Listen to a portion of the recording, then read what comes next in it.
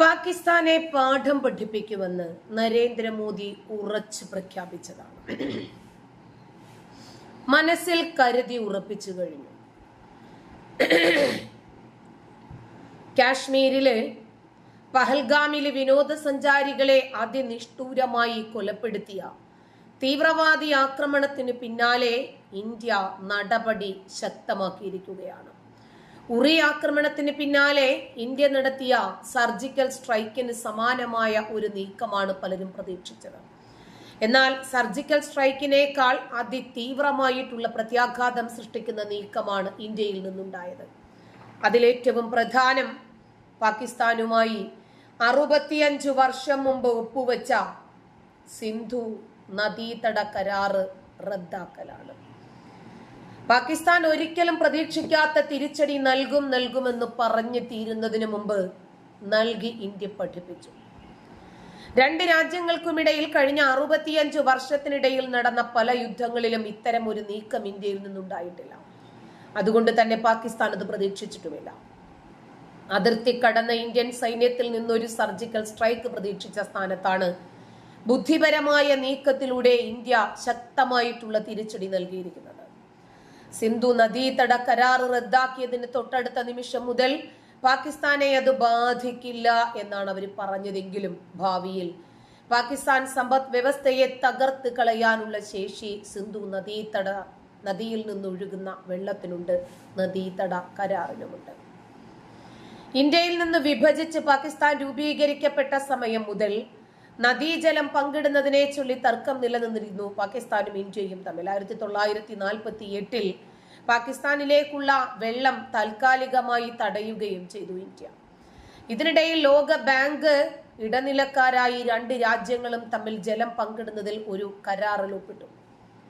1960 Indian പ്രധാനമന്ത്രി Jawaharlal നെഹ്റുവും Pakistan president Ayyub ഖാനും കറാച്ചിയിൽ വെച്ചിട്ടാണ് നദീജല കരാറിൽ ഒപ്പിടുന്നത്.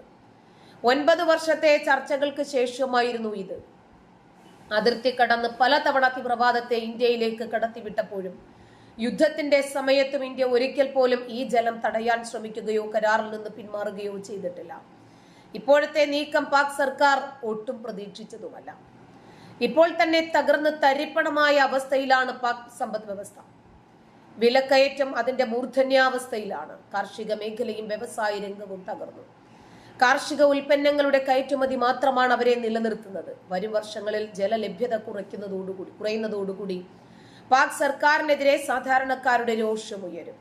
അപ്പോൾ തന്നെ ബലൂചിസ്ഥാനിലും അഫ്ഗാനിന്റെ അതിർത്തിയിലും പാകിസ്ഥാൻ വലിയ പ്രശ്നങ്ങളാണ് അഭിമുഖീകരിക്കേണ്ടി വരിക.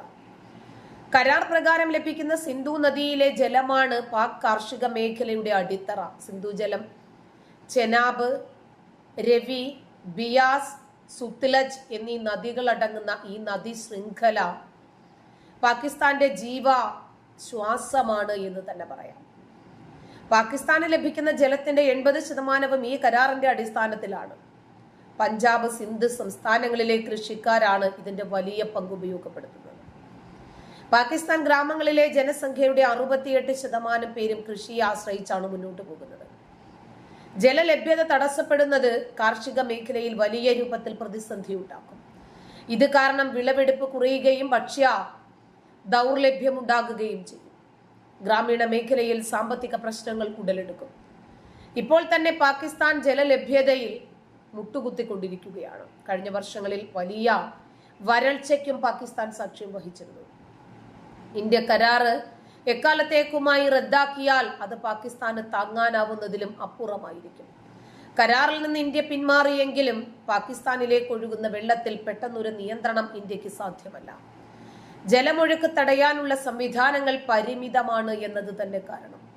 ആയുധം കൊണ്ട് ഏറ്റുമുട്ടുന്നതിന് പകരം ഇത്തരത്തിലൊരു നീക്കം പാകിസ്ഥാൻ പ്രതീക്ഷിക്കുന്നതല്ല എന്ന് മാത്രമല്ല, മസ്തകത്തിനേറ്റ ഒരു പ്രഹരം കൂടിയാണിത്. ഇവിടെ നടന്ന തീവ്രവാദത്തിനു മതമില്ല, പാകിസ്ഥാനു പങ്കില്ല, മുസ്ലിങ്ങളല്ല ആ ചെയ്തത്, കുറച്ച് മുസ്ലിം ഭീകരർ ചെയ്ത കാര്യം കാരണം എല്ലാ മുസ്ലിങ്ങളെയും ഭീകരവാദികളായി ചിത്രീകരിക്കുന്നത് ശരിയല്ല എന്നൊക്കെയുള്ള രൂപത്തിൽ ഒരുപാട് മെഴുകലുകൾ കാണുന്നുണ്ട് സോഷ്യൽ മീഡിയയിൽ. അതിനവർക്ക് സ്വാതന്ത്ര്യവുമുണ്ട്. പക്ഷേ തീവ്രവാദത്തിനു മതമുണ്ട്. പിടിക്കപ്പെടുന്ന തീവ്രവാദികളെല്ലാം എന്തുകൊണ്ടാണ് ഒരേ മതവിഭാഗത്തിൽപ്പെട്ടവരാകുന്നത്? ആ മതത്തിൽപ്പെട്ട എല്ലാവരും തീവ്രവാദികളാണ്, അല്ലെങ്കിൽ എല്ലാ മുസ്ലിങ്ങളും തീവ്രവാദികളാണ് എന്ന് ഒരാൾക്കും പറയാൻ കഴിയില്ല. അങ്ങനെ നമ്മളും പറയുന്നില്ല. പക്ഷേ പിടിക്കപ്പെട്ട തീവ്രവാദികളെല്ലാം ഒരു മതത്തിൽപ്പെട്ടവരാണ്. നമ്മുടെ രാജ്യത്തെ ഏറ്റവും സൗന്ദര്യമുള്ള, ഏറ്റവും ഭംഗിയുള്ള സ്ഥലങ്ങളിലൊന്നാണ് ജമ്മു കാശ്മീർ. നമുക്കറിയാം, അവിടെ തന്നെ നമ്മുടെ നാടിന്റെ സ്വിറ്റ്സർലൻഡ് എന്നറിയപ്പെടുന്ന പ്രദേശം ഉൾപ്പെടുന്ന സ്ഥലമാണ് പഹൽഗാം. ആ പഹൽഗാമിലാണ് ഇപ്പോൾ ഒരു ഭീകരമായിട്ടുള്ള തീവ്രവാദി ആക്രമണം നടന്നിരിക്കുന്നത്. നമുക്കറിയാം, കാശ്മീരുമായി ബന്ധപ്പെട്ട് കുറേയധികം മാറ്റങ്ങൾ ഈ കഴിഞ്ഞ കുറേ വർഷങ്ങളായി കേന്ദ്ര സർക്കാരിന്റെ ഭാഗത്തു നിന്നുണ്ടായി. അവിടെ ഒരു ബൈഫർക്കേഷൻ നടന്നു. അതിന്റെ ഭാഗമായി സംസ്ഥാനത്തിനെ 2 യൂണിയൻ ടെറിട്ടറികളാക്കി മാറ്റി. അതിൽ ഒരെണ്ണത്തിന് നിയമസഭയുണ്ട്, അവിടേക്ക് തെരഞ്ഞെടുപ്പ് നടന്നു. അങ്ങനെ വളരെ കൃത്യമായിട്ടുള്ള ആസൂത്രണത്തോടുകൂടി ജനാധിപത്യത്തിനെ പുനഃസ്ഥാപിക്കുക എന്നുള്ള ഒരു നടപടിയാണ് ജമ്മു കാശ്മീരിൽ നടന്നു വന്നത്. ഇതൊക്കെ തന്നെ നടക്കുന്നതിന് തൊട്ട് മുമ്പാണ് അവിടെ ആർട്ടിക്കിൾ 370 റദ്ദാക്കുന്നത്. ഒരു പ്രത്യേകമായിട്ടുള്ള അധികാരം അവിടെയുള്ള ചില ആൾക്കാർക്ക് മാത്രം ലഭ്യമാകുന്ന രീതിയിലേക്കും അങ്ങേയറ്റം സ്ത്രീവിരുദ്ധമായ രീതിയിൽ നടത്തിക്കൊണ്ടുവന്നതിനെ ഒക്കെ തന്നെയാണ് ആർട്ടിക്കിൾ 370 റദ്ദ് ചെയ്യുന്നതിൽ കൂടി ഇന്ത്യൻ ഗവൺമെന്റ് ഇല്ലാതാക്കിയത്. അതോടുകൂടി അവിടെ സ്ഥലം വാങ്ങുന്ന കാര്യത്തിലാണെങ്കിലും അവിടെ ബിസിനസ്സുകൾ വരുന്ന കാര്യത്തിലാണെങ്കിലും അവിടെയുള്ള സ്ത്രീകൾക്ക് പുറത്തേക്ക് വിവാഹം കഴിച്ചു പോയി കഴിഞ്ഞാൽ അവരുടെ സ്വത്ത് നഷ്ടപ്പെടാതിരിക്കുന്ന കാര്യത്തിലാണെങ്കിലും കുട്ടികൾക്ക് പ്രാഥമിക വിദ്യാഭ്യാസം സൗജന്യവും നിർബന്ധിതവുമാക്കി മാറ്റുന്ന കാര്യത്തിലാണെങ്കിലും ഒക്കെ തന്നെ വലിയ പുരോഗതി ഉണ്ടാവുകയും മെയിൻലാൻഡ് ഇന്ത്യയിൽ എങ്ങനെയാണോ പ്രവർത്തിക്കുന്നത് അതേ രീതിയിലേക്കുള്ള നിയമങ്ങളും കാര്യങ്ങളും ഒക്കെ തന്നെ അവിടെ നിലവിൽ വരികയും ചെയ്തു. ഇത് അസ്വസ്ഥമാക്കിയത് ഇന്ത്യക്കാരെയല്ല, കാശ്മീരിലുള്ള ആൾക്കാരെയല്ല, മറിച്ച് തീവ്രവാദികളായിട്ടുള്ള പാകിസ്ഥാനികളെയാണ്. പാകിസ്ഥാനെ സംബന്ധിച്ചിടത്തോളം നോട്ട് നിരോധനം നടത്തിയ സമയത്താണെങ്കിലും ആർട്ടിക്കിൾ 370 റദ്ദ് ചെയ്ത സമയത്താണെങ്കിലും പൗരത്വ ഭേദഗതി നിയമം നടപ്പാക്കിയ സമയത്താണെങ്കിലും ഒക്കെ തന്നെ വലിയ രീതിയിലേക്കുള്ള വിമർശനമാണ് അവിടെ ഉണ്ടായിരുന്നത്. ആഭ്യന്തരമായിട്ടും ചില വിഷയങ്ങളിൽ അന്താരാഷ്ട്ര തലത്തിലും ഒക്കെ തന്നെ അവർ ഇതിനെപ്പറ്റി എല്ലാം തന്നെ സംസാരിക്കുകയും ചെയ്തു. എന്നാൽ കാശ്മീർ പൂർണ്ണമായും ഇന്ത്യയുടേതാണെന്നും അത് നമ്മുടെ രാജ്യത്തിന്റെ അവിഭാജ്യ ഘടകമാണെന്നുമുള്ള ഇന്ത്യയുടെ നിരന്തരമായിട്ടുള്ള ഒരു പൊസിഷൻ നമ്മൾ ആവർത്തിക്കുകയും ചെയ്തു. അങ്ങനെ കാശ്മീരിൽ കൂടുതലായിട്ട് ബിസിനസ് ഉണ്ടായി, അവിടുത്തെ ടൂറിസം തഴച്ചു വളർന്നു, അവിടെ ഉണ്ടായിരുന്ന ക്രമസമാധാന പ്രശ്നങ്ങളെല്ലാം ഇല്ലാതെയാകുന്നു, ജനാധിപത്യം പൂർണ്ണമായ അർത്ഥത്തിൽ അവിടെ പുനഃസ്ഥാപിക്കപ്പെടുന്നു. അങ്ങനെ നിരവധി ടൂറിസ്റ്റുകൾ എത്തുന്ന, നിരവധി കാർഷിക ഉൽപ്പന്നങ്ങൾ പുറത്തേക്ക് തന്നെ അയക്കുന്ന ഒരു പ്രദേശമായി ജമ്മു കാശ്മീർ മാറിയ സമയത്താണ് ഇപ്പോൾ പഹൽഗാമിൽ ഒരു തീവ്രവാദി ആക്രമണം നടക്കുന്നത്. ദ റെസിസ്റ്റൻസ് ഫ്രണ്ട് എന്ന പേരിലുള്ള ഒരു തീവ്രവാദ സംഘടനയാണ് ഇതിന്റെ ആക്രമണത്തിന്റെ എല്ലാവിധ ഉത്തരവാദിത്വവും ഏറ്റെടുത്തിരിക്കുന്നത്. ലഷ്കർ ഇ തൈബയിൽ നിന്നുണ്ടായിരിക്കുന്ന ഒരു തീവ്രവാദ സംഘടനയാണ്. 2019 ആർട്ടിക്കിൾ 370 റദ്ദ് ചെയ്ത സമയത്താണ് ഇതുണ്ടായത്. പ്രത്യേകമായിട്ടും കാശ്മീരിന്റെ സ്വയംഭരണ അവകാശം, അവർക്കൊരു പ്രത്യേക രാജ്യമായിട്ടുള്ള നിലനിൽപ്പ് തുടങ്ങിയ കുറേയധികം ദേശവിരുദ്ധമായിട്ടുള്ള ആശയങ്ങളാണ് അവരുടേത്. അതുകൊണ്ട് തന്നെ അതേ വർഷം തന്നെ നമ്മുടെ ഗവൺമെന്റ് ഈ സംഘടനയെ ഒരു ഭീകരവാദ സംഘടനയായി പ്രഖ്യാപിക്കുകയും നിരോധിക്കുകയും ചെയ്തതാണ്. അതിന്റെ സ്ഥാപക നേതാവായ ഉമർ മുഖ്തറിനെ ജമ്മു ആൻഡ് കാശ്മീർ പോലീസാണ് വെടിവെച്ചു കൊന്നത്. ഇപ്പോൾ മാധ്യമങ്ങൾ റിപ്പോർട്ട് ചെയ്യുന്നതനുസരിച്ച് പഹൽഗാമിൽ നടന്നിരിക്കുന്നത് സൈനിക വേഷത്തിലെത്തിയിരിക്കുന്ന തീവ്രവാദികൾ അവിടെ ഉണ്ടായിരുന്ന ഇതര സംസ്ഥാനങ്ങളിൽ നിന്ന് വന്നിരിക്കുന്ന ടൂറിസ്റ്റുകൾക്ക് നേരെ അവരുടെ മതം എന്താണ് എന്ന അന്വേഷണത്തിന് ശേഷം നിലയൊഴിക്കുകയായിരുന്നു എന്നാണ്. മതം അന്വേഷണത്തിന് ശേഷം ചില ആൾക്കാരെ കണ്ടാൽ മുസ്ലിങ്ങളാണെന്ന് തോന്നുന്നില്ല എന്നുമൊക്കെയുള്ള കമന്റുകൾ പാസ്സാക്കിയിട്ടാണ് അവർ യാതൊരു വിധത്തിലുള്ള കരുണയുമില്ലാതെ ഇവർക്ക് നേരെ വെടിയുതിർത്തത്. ഒന്ന് നോക്കണം, നമ്മുടെ രാജ്യത്തിന്റെ അതിർത്തി സംരക്ഷിക്കുന്ന പട്ടാളക്കാരെ പോലുമല്ല അവർ ആക്രമിച്ചിരിക്കുന്നത്, മറിച്ച് സിവിലിയൻസിനെയാണ്. അങ്ങനെ പൂർണ്ണമായും ഒരു ഭീകരാന്തരീക്ഷം ഉണ്ടാക്കണം എന്ന ധാരണയിലും കാശ്മീരിന്റെ എക്കോണമി തകർക്കണം എന്നുള്ള ആശയത്തിലും അവിടേക്ക് കൂടുതലായി ഇനി വിനോദസഞ്ചാരികൾ വരാൻ പാടില്ല, കാശ്മീർ മൊത്തത്തിൽ ഒരു പ്രശ്നബാധിത പ്രദേശമായി തുടരുകയാണ് എന്ന് ഒരു ചിന്ത രാജ്യത്ത് മൊത്തത്തിലും ലോകത്തും ഉണ്ടാക്കിയെടുക്കുക തന്നെയുമല്ല.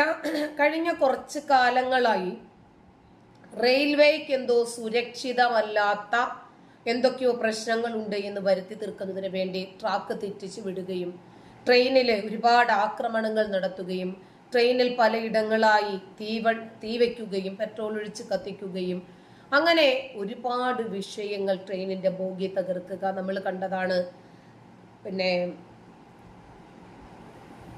ഇവിടെ നടന്നല്ലോ യോഗിയുടെ നാട്ടില് ഇപ്പോൾ ഹിന്ദുക്കളുടെ വലിയ ഒരു ആഘോഷം നടന്നില്ലേ, ആ സമയത്തൊക്കെ നമ്മൾ ശരിക്കും കണ്ടതാണ്. ട്രെയിനിൽ പോകുന്ന ആളുകളെ ഇവർ ഉപദ്രവിക്കാൻ ശ്രമിക്കുന്നതും ഒക്കെയായി. മഹാകുംഭമേളയ്ക്ക് പോയ തീവണ്ടി ആക്രമിച്ചതും ചവിട്ടി തകർത്തതും ജനലുകൾ ഇല്ലാതാക്കിയതും ഒക്കെ നമ്മൾ കണ്ടതാണ്. അപ്പൊ ഇതുപോലെ ഒന്നൊന്നായി പല സംഘങ്ങളായി തിരിഞ്ഞ് ഓരോരുത്തരും അവനവന്റെ ലക്ഷ്യത്തിലേക്ക് അടുക്കുകയാണ്. ഇപ്പോ കാശ്മീരിൽ വിനോദസഞ്ചാരികൾ എത്തരുത്, കാശ്മീരിൽ എന്തൊക്കെയോ സുരക്ഷാ പ്രശ്നങ്ങൾ ഉണ്ട് എന്ന് വരുത്തി തീർക്കണമായിരുന്നു ഈ തീവ്രവാദികൾക്ക്. തുടങ്ങിയവയൊക്കെ ആയിരിക്കാം ഒരുപക്ഷെ ഈ ആക്രമണത്തിന് പിന്നിലുള്ള യഥാർത്ഥ ഉദ്ദേശങ്ങൾ. നമ്മുടെ രാജ്യത്തിനെ അസ്ഥിരപ്പെടുത്തുക എന്നുള്ള ഒരു സന്ദേശം ഇതിൽ വളരെ വ്യക്തമാണ്. അതും മതാടിസ്ഥാനത്തിലാണ് ഇവരുടെ ഈ കൊലപാതകങ്ങളൊക്കെ തന്നെ നടന്നിരിക്കുന്നത്. പല ആൾക്കാരും ഇവിടെ ഡിഫൻസിലായി പറയാറുണ്ട് ഇസ്ലാമിസ്റ്റ് ടെററിസം എന്നൊന്നില്ല, തീവ്രവാദത്തിന് മതമില്ല എന്നൊക്കെ. പക്ഷെ നമുക്കറിയാവുന്ന എല്ലാ തീവ്രവാദത്തിലും തീവ്രവാദികൾക്കും കൃത്യമായ രീതിയിലേക്കുള്ള മതമുണ്ട്. മതത്തിനെ തെറ്റായ രീതിയിലേക്ക് വ്യാഖ്യാനിച്ചുകൊണ്ട് ഒരു മതം മാത്രമാണ് ഇവിടെ സുപ്പീരിയർ എന്ന് സ്ഥാപിച്ചുകൊണ്ട് ഇതര മതത്തിലുള്ള ആൾക്കാരെ എല്ലാവരെയും അവർക്ക് ജീവിക്കാനുള്ള അവകാശമില്ല എന്ന് വിധിക്കുകയാണ് ഈ തീവ്രവാദികൾ കൂട്ടത്തോടെ ചെയ്യുന്നത്. ഈ സംഘടനയുടെ പേര് TRF അഥവാ ദ റെസിസ്റ്റൻസ് ഫ്രണ്ട് ആണെന്ന് മാത്രമേ ഉള്ളൂ. മറ്റുള്ള എല്ലാവിധ തീവ്രവാദ സംഘടനകളും ചെയ്തത് ഇതേ പരിപാടി തന്നെയാണ്. ലോകമൊട്ടാകെ ഇസ്ലാമിസ്റ്റ് തീവ്രവാദം എന്നത് ഈ രീതിയിൽ തന്നെയാണ് പ്രവർത്തിക്കുന്നത് എന്ന് എല്ലാ വിദേശ രാജ്യങ്ങളുടെയും പ്രസ്താവനകൾ നോക്കിയാൽ, അവരുടെ സമീപനങ്ങൾ നോക്കിയാൽ നമുക്ക് മനസ്സിലാകുന്നതാണ്. ഈ ഒരു ഘട്ടത്തിൽ നമ്മൾ ഈ ആക്രമണത്തിനെ അപലപിച്ചതുകൊണ്ടോ മരിച്ച ആൾക്കാർക്ക് ആദരാഞ്ജലി നേർന്നതുകൊണ്ടോ മാത്രം നമ്മുടെ ഉത്തരവാദിത്തം ഒരു രാജ്യം എന്ന നിലയിൽ അവസാനിക്കുന്നില്ല, മറിച്ച് അതൊരു തുടക്കം മാത്രമാണ്. നമുക്കറിയാം എങ്ങനെയാണ് ഇസ്രായേൽ അവരെ ആക്രമിച്ചിരുന്ന അവിടെയുള്ള സിവിലിയൻസിനെ നിരപരാധികളായിട്ടുള്ള ഇസ്രയേലിൽ സംഭവിച്ചതും ഇത് തന്നെയാണ്. ഹമാസ് ഭീകരർ നുഴഞ്ഞു കയറി ഉണ്ടാക്കിയ ആക്രമണത്തിലാണ് ഇസ്രായേലും പെട്ടുപോയത്. പിന്നീട് ഇസ്രായേലിന്റെ തിരിച്ചടിയിൽ ഹമാസ് പിന്നീട് ഈജിപ്തിനോടും ഖത്തറിനോടും അമേരിക്കയോടും ഒക്കെ കാല് പിടിച്ചു തുടങ്ങി ഞങ്ങളെ രക്ഷിക്കണമെന്ന് പറഞ്ഞിട്ട് ഇത് തന്നെയാണ് ഇപ്പോൾ പാകിസ്ഥാനിലും സംഭവിച്ചിരിക്കുന്നത്. നന്ദി.